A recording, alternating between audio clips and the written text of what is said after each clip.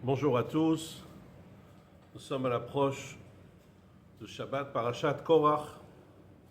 Nous allons nous arrêter ensemble sur la ta'ana de Korach, l'argumentation de Korach, les attaques de Korach contre Moshe et Aaron. Tout le monde voit dans Parashat Korach qu'il s'y prend contre Aaron, il s'y prend contre Moshe, mais il est nécessaire de comprendre quelles sont les motivations de Korach, première chose. Et deuxième chose, son argumentation, elle est contre qui? Contre Aaron, contre Moshe, contre Elitzaphan ben Uziel. Alors on va essayer d'éclairer tout ça. En vérité, la réponse sur les questions que j'ai posées, il y a au minimum deux lectures dans la paracha. Il y a la lecture de Rashi. Rashi, il a une lecture dans le sens simple. Rashi l'explique comme ça. Korach, il a un problème. Quel est son problème? Il se dit comme ça. Mon père, qui était Itzar, il avait 3 frères. Donc plus exactement, mon grand-père, Kehat, il avait 4 enfants. Il a eu le père de Moshe et Aaron, Amram. Il a eu encore 2 autres. Et le dernier, il y a eu Itzar, il y a Chevron et Uziel. Et donc il s'est dit comme ça. Moshe et Aaron, c'est les fils du premier, de Amram. Ils ont pris les postes les plus importants du Ham Israël. Normalement, s'il y a un nouveau poste qui se libère, alors il doit appartenir au deuxième fils de Kehat, c'est-à-dire Itzar. Et moi, je suis Korach, je suis le fils de Itzar. Justement, il y a eu un poste qui s'est libéré. Le prince de la famille de Kehat. Donc, il était persuadé que pour être le prince de la famille de Kehat, celui qui allait être choisi, ça allait être Korach lui-même.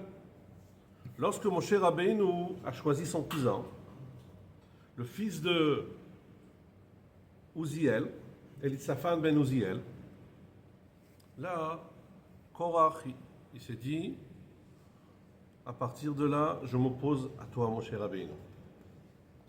Je me tiens et je m'oppose à toi. Donc en vérité, on comprend dans la lecture de Rashi, on comprend, hein, c'est un problème, première chose, c'est un problème d'ego. Un problème d'ego avec une argumentation, en se disant, on est dans une notion ici d'héritage. Donc il y a le premier fils, il y a le deuxième fils.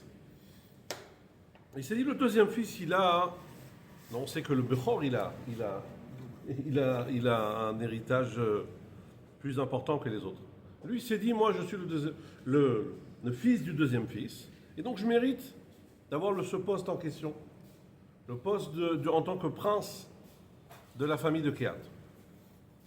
Et à partir de là, il s'est dit, si Moshe Rabbeinu n'a pas respecté ça, alors je peux remettre en question d'autres choses de Moshe Rabbeinu, notamment la nomination de Aaron à Cohen. Et là, il s'attaque à Aaron. Donc, d'après Rashi, la source du problème, c'est le fait qu'il n'a pas été nommé en tant que prince de la famille de Kehat. Et la répercussion va être qu'il va s'attaquer sur Aaron. Mais Aaron, à l'origine, n'est pas la cible. Il n'est pas la source du problème, la source du conflit. Ça, c'est la lecture de Rashi. Mais aujourd'hui, on va voir autre chose. On va voir une autre lecture, qui est la lecture de la Chassidoute. Comment la Chassidoute, elle observe ce conflit? D'abord, de manière générale, chaque fois qu'il y a des conflits, comme on a vu la semaine dernière, ou des différentes manières de voir les choses, on a vu par exemple sur les Meraglim, Alors la chassidoute, elle a une autre explication, une autre optique, une autre vision, une autre approche d'expliquer le problème des miraglim. Dans le sens simple, on pense que les miraglim, ce sont des réchaïm, des mauvaises personnes qui n'avaient pas confiance en Dieu, qui ne voulaient pas rentrer en Eretz Israël, qui avaient peur. Mais la chassidoute, elle donne une toute autre explication, quand on va la développer plus tard. De même sur Korach, malgré que ce que Korach a fait, c'est très grave. Et il a payé, on voit le résultat, puisque Korach, il a été enterré vivant. Et malgré tout,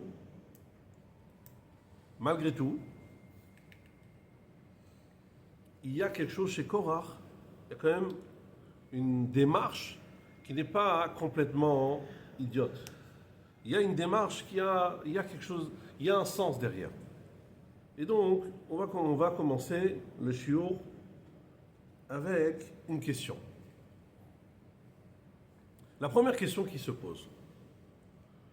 Korach, il s'attaque en premier lieu à la nomination de Aaron. Essayons de voir chronologiquement quand est-ce qu'Aaron a été nommé.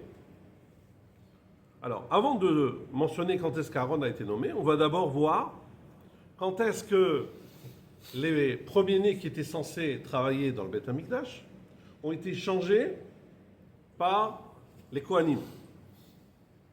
Alors sur cela, on a deux dates. Soit on a le 6 Sivan 2448, soit nous avons plus tard le 23 Adar 2449. Donc ce sont les deux dates dans lesquelles on pourrait dire que Moshe Rabbeinu, sous l'ordre de Dieu, a décidé d'échanger les premiers-nés par les Kohanim et les Lévites. Ensuite, le jour de la nomination de Aaron, quand est-ce que Aaron a été nommé? Tout le monde s'accorde à dire que Aaron a été nommé en tant que Kohen Gadol le 1er Nissan de 1449. Très bien. Donc si Aaron il est nommé le 1er Nissan de 1449 et que Korach a un problème avec la nomination de Aaron, et c'est à ce moment-là qu'il doit faire appel, si on peut dire. C'est à ce moment-là qu'il doit s'opposer à Moshe Rabbeinu. Or, nous voyons qu'il s'oppose beaucoup plus tard. C'est quand beaucoup plus tard?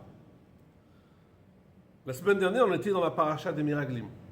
La paracha des Miraglim, elle a eu lieu Tisha B'Av. Vous connaissez bien le Midrash qui dit « Vous avez pleuré inutilement le jour de Tisha B'Av, parce que vous ne voulez pas rentrer en Eretz Israël, vous allez pleurer dans les générations à venir. » Donc, l'histoire des Miraglim, elle se termine à Tisha B'Av.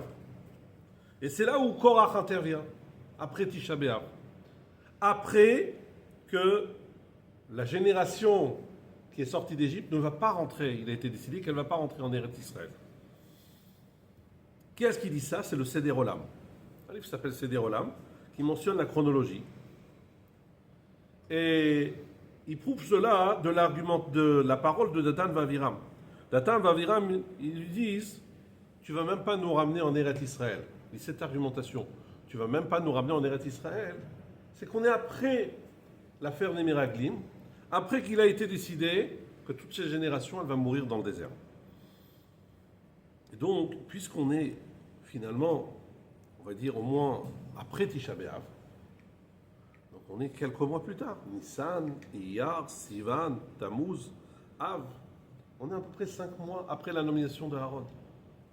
Se pose la question, pourquoi Korach ne remet pas en cause la nomination de Aaron à Cohen au mois de Nissan? Pourquoi il attend 5 mois pour remettre en question cette nomination? 5 mois, la personne, il a le temps de s'installer correctement sur son siège. Aller éjecter une personne qui est assise sur son siège après 5 mois, c'est compliqué. Et même si on va aller dans le sens de Rashi, On a dit pour Rashi, le problème, c'est pas Aaron. Le problème, c'est Elitzaphan ben Uziel. Mais quand est-ce qu'Elitzaphan ben Uziel a été nommé en tant que prince de la famille de Kehat? On est à peu près au mois de Iyar. Donc on est également 4 mois en retard. Si son problème, c'est Elitzaphan ben Uziel, alors Korach, qui est puissant, un homme puissant, qui a de l'argent, qui est intelligent, qui a de l'argent, alors quoi, vas-y. Remets en question cette nomination au mois de Iyar. Pourquoi tu attends 4 mois? Dit le Rabbi que si concrètement ça s'est produit après l'histoire des Miraglim, c'est qu'en vérité, le déclenchement de l'argumentation de Korach sur Moshe et Aaron, elle a eu lieu après l'histoire des Miraglim. C'est l'histoire des Miraglim qui a déclenché ce conflit.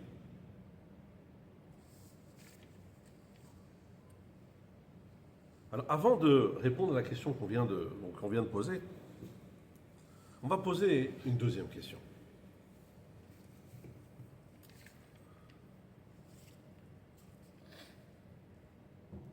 Il y a une argumentation qui figure dans le Passouk, où Korach et son assemblée, et de qui est composée cette assemblée? 150 Nessiéda, 150 notables. Rosh Chodesh, t'as fait. D'accord? 150 notables. Rosh Chodesh, t'as fait. Ok? Et donc, la question qui se pose, qu'est-ce qu'il dit à Korach? Korach, il dit, Madoua titnasu al ke'al Hashem. Pourquoi vous vous élevez sur l'assemblée de l'Éternel? Ça veut dire quoi? Pourquoi vous vous sentez beaucoup plus haut que l'assemblée d'Israël? Quand tu es un homme simple, tu es monsieur tout le monde, et tu dis à Moshe, pourquoi tu es différent que nous? On est tous saints, on était tous à Matan Torah, on est tous les descendants d'Avraham, Yitzhak et Yaakov. Tu comprends bien? Tu n'as pas de privilège, tu n'as pas un statut particulier. Mais quand tu es Korach, quand tu fais partie des nobles, des Nessi Eda, donc tu sais ce que c'est, tu sais ce que ça veut dire d'avoir un statut. Donc, dans ces cas-là, comment tu peux attaquer Moshe et Aaron avec un argument qui est problématique pour ton statut? D'accord? Que la rue, elle dit, on veut que tout le monde soit égal. C'est une chose. Mais quand des gens qui ont un statut différent que la population, ils disent que tout le monde doit être pareil, et vous, qu'est-ce qu'on va faire avec votre statut? Vous allez perdre votre statut. Évidemment que ces gens-là, ils ne sont pas en train de dire, nous, on veut renoncer à notre statut. Donc, comment argumenter quelque chose qui est contraire, qui va à l'encontre de leur propre intérêt? Pour répondre à cette question, à ces deux questions qu'on a posées, on va maintenant revenir sur l'histoire des Miraglim. La semaine dernière, on a vu l'histoire des Miraglim en Parashat Shlach. Quelle est l'erreur des Miraglim? Les Miraglim, dans la vision chassidique, ne sont pas des Réchaïm. Ce sont des gens qui ont une volonté de servir Dieu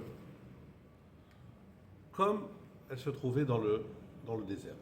Lorsqu'ils étaient dans le désert, ils étaient nourris, ils avaient leurs vêtements qui se nettoyaient. Ils n'avaient pas de tracas. Ils pouvaient apprendre la Torah. Comme nos sages nous disent, l'onitna Torah ila l'ochle aman. La Torah n'a été donnée seulement pour ceux qui mangent la manne. Et donc, eux, ils voulaient servir à Kadosh Baruch Hu sans être dérangés par les problèmes du monde. Là, on leur demande d'aller en Israël, de travailler la terre, de devenir des agriculteurs. Pas pour nous. Nous, on veut rester dans le désert, on veut garder ce luxe, ce privilège, ce luxe. On veut rester déconnecté du monde. On est très bien comme ça. C'est ça qui les empêche de rentrer en Israël.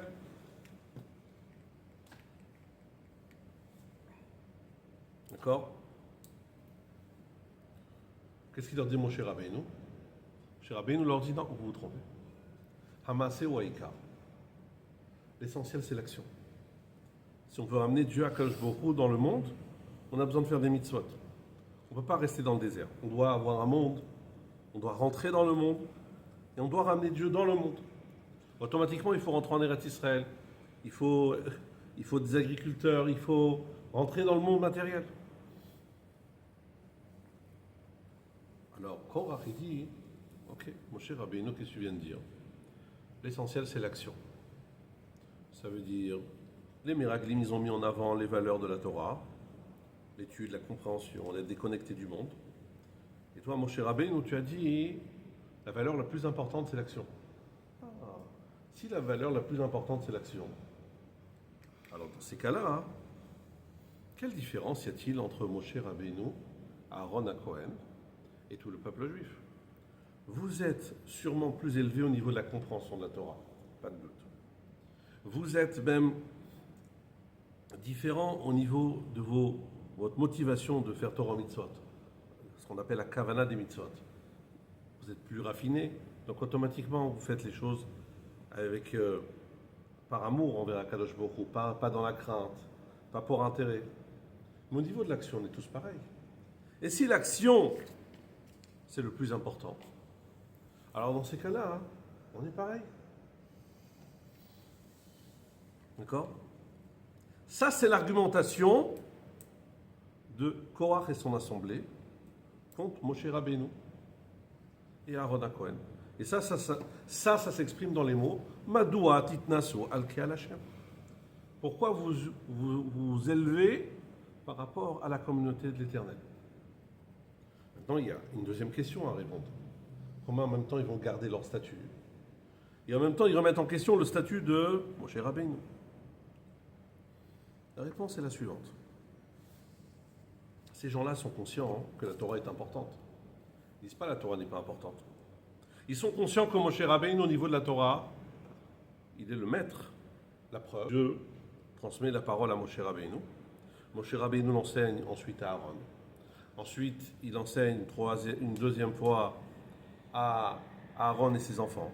Après, aux 70 anciens. Et ensuite, à tout le peuple juif. Donc, ils savent que cet ordre-là, c'est par rapport au niveau de la compréhension. Chacun selon son niveau de la compréhension. Mais la compréhension la plus élevée, c'est celle de Moshe Rabbeinu. Ils sont conscients que par rapport à la compréhension, Moshe Rabbeinu il est au-delà de tout ça. Et ils sont conscients également qu'au niveau des mitzvot, les mitzvot de Moshe Rabbeinu sont plus élevés. Les mitzvot de Moshe Rabbeinu sont plus élevés que leurs mitzvot. Alors ils disent, c'est vrai que tu es plus élevé que nous, Moshe Rabbeinu.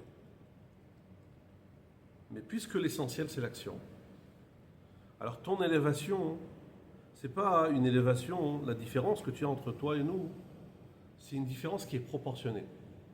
C'est pas une différence qui est disproportionnée.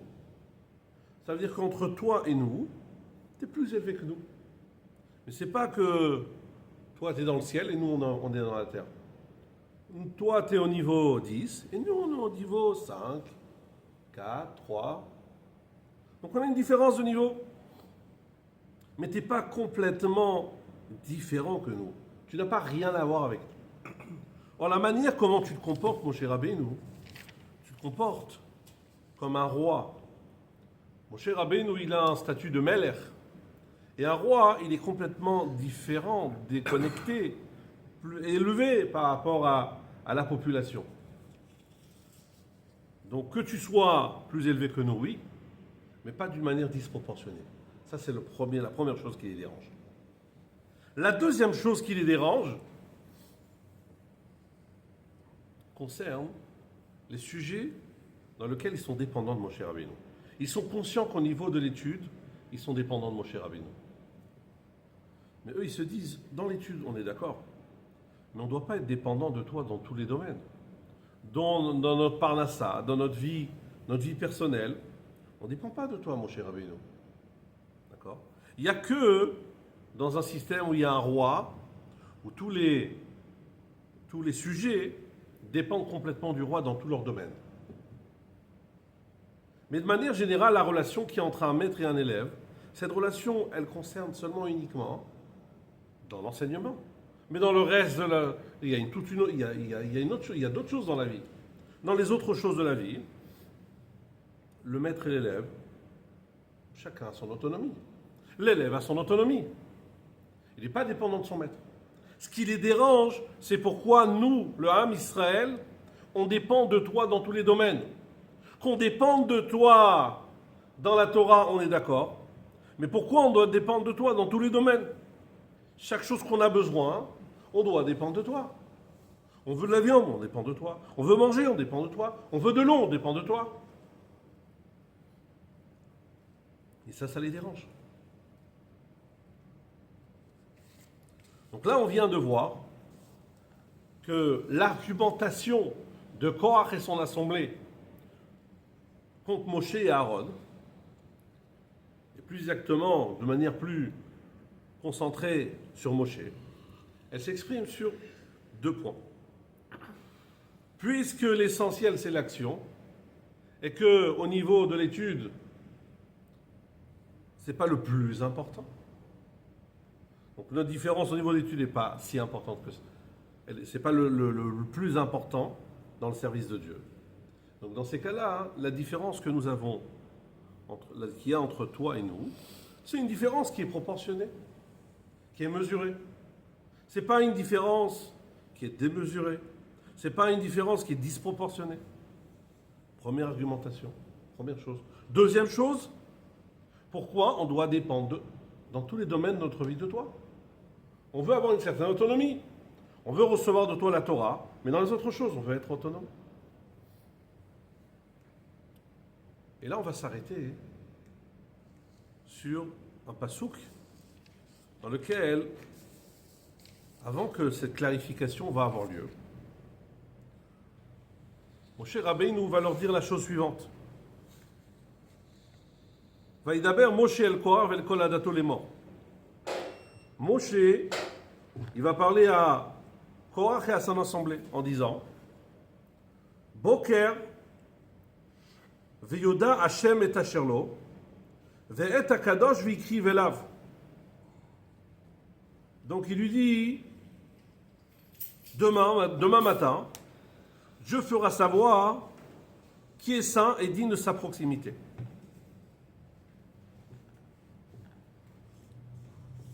Alors, sur ces mots, Veyoda Hashem et Asherlo Vetakadosh Vikrivelab, Rachid dit, Hashem veut faire savoir qui est digne pour le travail des Lévim, et Asherlo, et Akadosh qui est saint pour être le Kohen.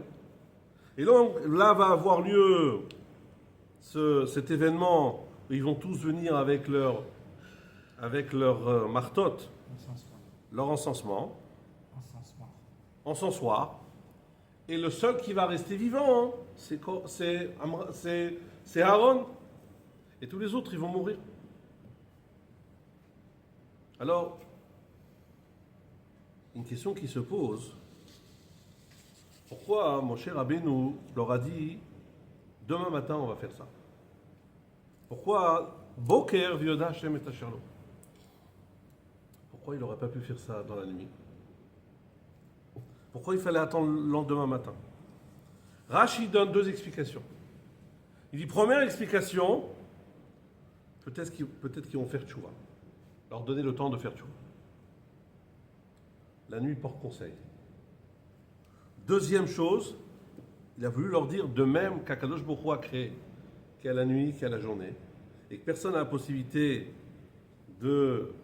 d'inverser les choses ou de changer les choses. De même, Aaron, c'est lui le Kohen Gadol, c'est lui la lumière, et il ne pouvait pas prendre sa place. C'est un choix de Dieu.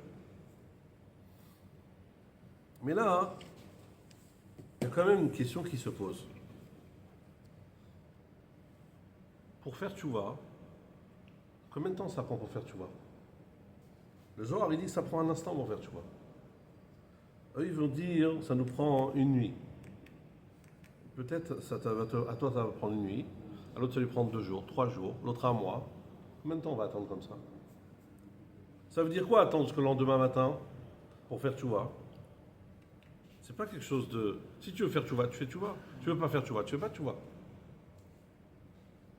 Donc, pourquoi attendre pour faire tchouva jusqu'au lendemain matin? Ça, c'est la première question. La deuxième question, sur la deuxième explication, qu'il leur a dit on va attendre demain. Pourquoi? Pour leur transmettre le message que de même qu'on ne peut pas échanger entre la nuit et le jour, on ne peut pas enlever Aaron de son poste, il a été choisi à ce poste-là. Pourquoi on n'aurait pas pu faire ça la nuit? La nuit aussi, elle exprime la différence entre le jour et la nuit. Pourquoi il faut attendre le matin? La réponse à ça, tout ça, elle dépend d'une phrase qu'on voit dans les paroles de nos sages. Dans les paroles de nos sages, on voit plusieurs fois la notion, c'est un terme qui est composé de 3 mots. Tchouva ou Maasim Tovim. Tchouva, c'est le repenti. Ou Maasim Tovim sont les bonnes actions. C'est quoi ces mots-là? Torah ou Mitzvot, on sait. Tchouva, on sait. Tchouva et Maasim Tovim, ça veut dire quoi? C'est quoi ces 2 mots-là? Qu'est-ce qu'ils veulent dire? L'Admour Hazaken, dans l'écouté Torah Parashat Matot, il explique le sens de ces propos, de ce terme. Et il dit comme ça. Il y a 2 manières de servir Dieu. On peut servir Dieu de manière à ce qu'on illumine le monde. Et on peut servir Dieu sans illuminer le monde, pire que ça, servir Dieu en rendant le monde obscur. Comment c'est possible de servir Dieu et on va obscurcir le monde? Il dit en vérité, ça dépend tout simplement de nos motivations. On fait Torah ou Mitzvot, on va avoir 2 personnes, Reuven et Shimon. Reuven et Shimon, tous les 2, ils font les 613 Mitzvot. Mais pas de la même manière, pas pour la même motivation. Reuven, lui, il fait les 613 Mitzvot par amour pour Dieu. Il n'y a pas d'ego. Il ne pense pas à lui. Il étudie la Torah par amour pour Dieu. Il accomplit les mitzvot par amour pour Dieu. Il tient un autre, un Shimon. Shimon, sa tête, elle fonctionne avec ses intérêts. Son ego. Il accomplit les 613 mitzvot. Mais il accomplit les mitzvot uniquement pour être récompensé. Il apprend la Torah pour avoir un statut, pour être un homme important. Tout est par intérêt. La différence entre un homme qui fait Torah en mitzvot sans intérêt, par amour pour Dieu, ou avec intérêt, elle va avoir une répercussion. Est-ce qu'il va ramener dans ce monde de la lumière ou il va ramener dans ce monde de l'obscurité? Quelqu'un qui sert à Kadosh Baruch Hu par amour, il ramène de la lumière dans ce monde. C'est ce qu'on appelle tchouva, donc le retour vers Dieu. Et une telle tchouva qui va ramener Maasim Tovim, de bonnes actions. Des actions qui illuminent, Meirim, des mitzvot qui sont Meirim, qui éclairent le monde. Parce que cet homme, il n'y a pas d'ego, il n'y a que Dieu. Il n'y a que l'intérêt de Dieu. Par contre, l'homme qui agit uniquement par intérêt, il accomplit tout ce que Dieu y veut. Mais tout est basé sur son intérêt personnel, sur son ego. Ça, c'est intéressant pour moi, je fais comme ça. C'est pas intéressant, je fais pas. Celui-ci, il ramène pas Dieu dans le monde. Pourquoi? Parce que Dieu il dit En ani veu yucholim ladur yachad. Moi et lui, on peut pas vivre ensemble. Puisque c'est un orgueilleux, celui-ci. C'est un égoïste. Ou il fait ça pour moi, ou il fait ça pour lui. Donc s'il fait ça pour lui, moi j'ai pas de part avec ce qu'il fait. Ça, c'est les 2 manières de servir Dieu. Maintenant, qu'est-ce qu'on fait avec quelqu'un qui n'a pas les bonnes motivations pour servir Dieu? Il apprend la Torah. Vous savez quoi? Un rachat qui apprend la Torah. Parce qu'il aime bien la science, mais il ne fait pas. Ou quelqu'un, il apprend la Torah pour casser d'autres personnes, pour leur montrer qu'ils ont tort. Ou quelqu'un qui apprend la Torah pour qu'on l'appelle Rabbi. D'accord? Alors, sur des gens pareils, c'est marqué Léolam, il amed Adam. Un homme, il va apprendre chez l'Olishma, même si ce n'est pas pour la bonne motivation, la bonne cause. On mitor sur l'ishma balishma. Et en chemin, pour l'instant, il le fait par des motivations obscures, mais un jour, il va les faire pour de bonnes motivations. Au moins, les choses, il fait les choses elles-mêmes.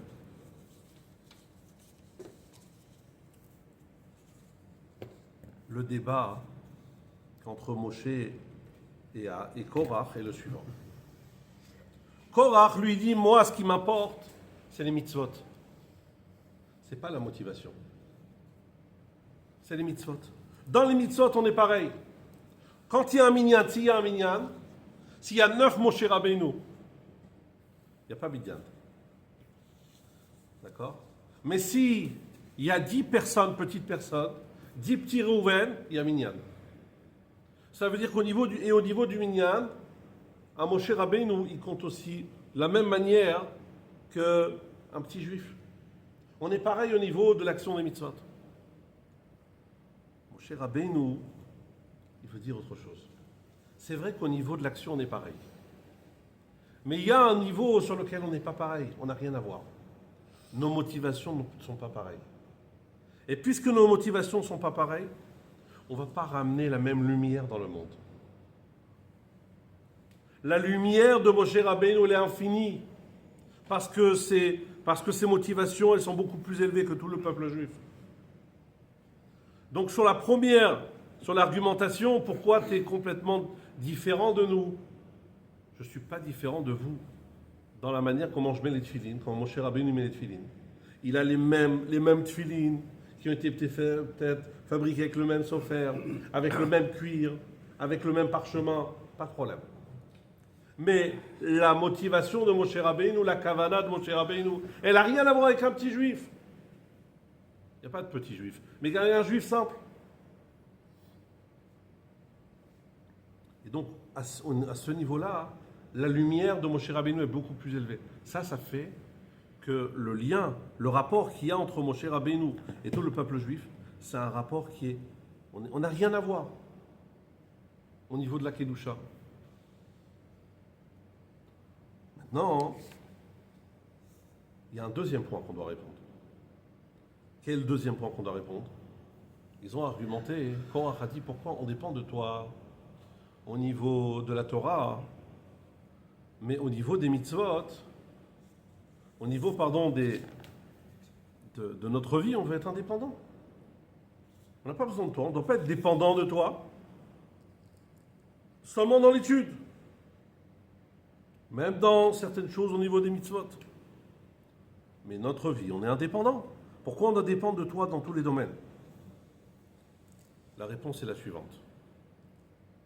Moshe Rabbeinu, marqué dans le Tanya, est le Moshe de chaque génération, puisque il n'y a pas une génération, il n'y a pas un Moshe Rabbeinu. Dans nous tous, on a un corps, et ce qui nous différencie, c'est le corps. D'accord? Au niveau du corps, on est en famille. On n'est pas en famille.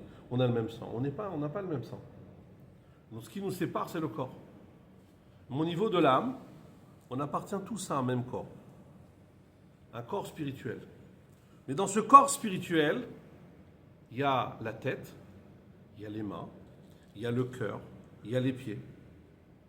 Et par rapport à l'endroit de la source de notre neshama, alors on est différent. En même temps, on est unis, on appartient au même corps. Mais en même temps, on n'a pas le même rôle. D'ailleurs, c'est ce qui explique. Il y a des gens, ils sont plus intellectuels, d'autres qui sont plus dans l'action, d'autres qui sont plus dans le cœur. Si ça a des chamas liés, on va dire d'une certaine manière, à la tête, alors il est plus dans l'étude. Si son sujet, il est plus dans l'émotion, il est lié au cœur.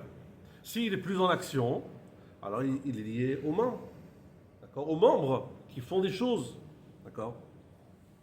Pour revenir dans notre sujet, la neshama de Moshe Rabbeinu, c'est la tête du peuple juif. De même que dans un corps, la tête, elle dirige tout le corps, et tout passe par la tête. Chaque mouvement qu'on fait passe par la tête. De même, tous nos besoins, ils passent par la tête. Et la tête, c'est Moshe Rabbeinu. Donc on ne dépend pas seulement de Moshe Rabbeinu, ça veut dire en deux mots. il y a deux relations entre un maître et un élève. Il y a la relation entre un maître et un élève qui est seulement au niveau de la Torah. Le Rav, c'est un Rav, et l'élève, c'est un Talmid, c'est un élève. Qu'est-ce qui transmet le maître à l'élève? Il transmet l'enseignement de la Torah. Mais il y a un autre niveau qui est le niveau de Moshe Rabbeinu. C'est un niveau où Moshe Rabbeinu, c'est la tête de toutes les Neshamot. Et il transmet au peuple juif tout. Tout passe par la tête. Donc ça veut dire que la Parnassa, elle passe par la tête. Les enfants, ils passent par la tête. Par Moshe Rabbeinu. Tout dépend. La vie passe par Moshe Rabbeinu. Tout dépend de Moshe Rabbeinu. Tout passe, plus exactement. Tout passe par Moshe Rabbeinu. D'après ça, on comprend beaucoup mieux que lorsqu'on a un besoin, on va prier, on va demander au tzaddik de la génération, puisque c'est par lui que tout ça passe, on va lui demander qu'il intervient pour nous, parce que ça passe par lui. Donc comme ça passe par lui, alors automatiquement, c'est la bonne personne pour demander qu'il va prier pour nous. D'accord ? Qu'il puisse prier pour nous, pour améliorer ce qu'on doit recevoir. Maintenant, pour revenir, on avait une question avec, comment ça se fait que Moshe Rabbeinu, il a dit on attend le lendemain. Boker vioda Hashem et Asherlo. On attendra le lendemain. Moshe Rabbeinu, en disant on attend le lendemain, le matin, il a voulu dire la chose suivante. Il y a deux manières de servir Dieu. Et une manière de servir Dieu comme Boker qui illumine, et une manière de servir Dieu qui ressemble plutôt à la nuit. Celui qui a des bonnes motivations, alors il ressemble à la journée. Ça, c'est Moshe Rabbeinu. Celui qui a des motivations qui sont moins flattantes, qui sont moins nobles, alors il ressemble plutôt à la nuit. Et le fait d'attendre au matin, il a voulu leur faire comprendre la différence qu'il y a entre vous et moi. C'est au niveau des motivations. Mes motivations, ils sont beaucoup plus illuminées que les vôtres. Et c'est ça qui fait qu'on est complètement différents. Conclusion des choses. Quelle est la conclusion de tout ça?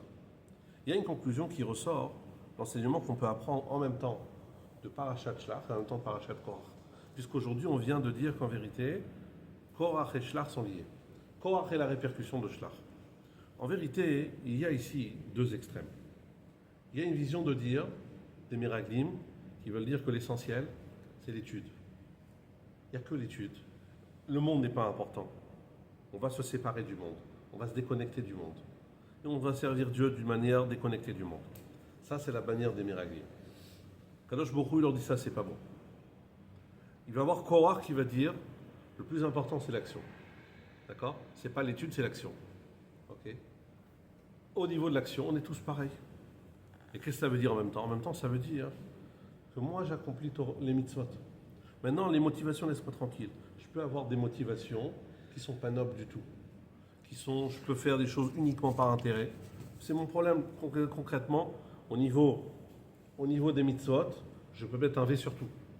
J'ai accompli cette mitzvah, cette mitzvah, cette mitzvah, cette mitzvah. On ne peut rien me reprocher. Et donc, mes motivations, peu importe. Sur ça, on répond. L'objectif, c'est vrai qu'il faut les deux à la fois. Il y a un équilibre entre les deux. L'équilibre, c'est quoi? C'est qu'en même temps, il faut accomplir les mitzvot. Si quelqu'un il va dire l'essentiel, moi je suis juif dans le cœur, moi j'accomplis pas les mitzvot, mais moi et Akadosh Baruch Hu, on est copains. Moi je parle à Dieu dès que j'ai besoin. D'accord? J'ai pas besoin de faire les mitzvot. Sur lui, on lui dit non, l'essentiel, on apprend des miracles qu'il faut faire les choses. Si quelqu'un il va dire, moi je vais accomplir les choses, les motivations c'est pas grave. Si j'ai une mauvaise motivation, c'est pas grave. Sur lui, on va lui dire, apprendre de Korach. Korach, il a pensé que l'essentiel c'est l'action et les motivations c'est pas important. Non, c'est faux. L'action elle est importante, les motivations sont importantes, les deux sont importants et ça ressemble à quoi? Notre objectif c'est de faire de ce monde une demeure pour Akadosh Baruch Hu. Maintenant, on peut avoir une demeure où c'est éclairé. On peut avoir une demeure qui n'est pas éclairée. Lorsqu'on fait des mitzvot, on fait une demeure pour Dieu.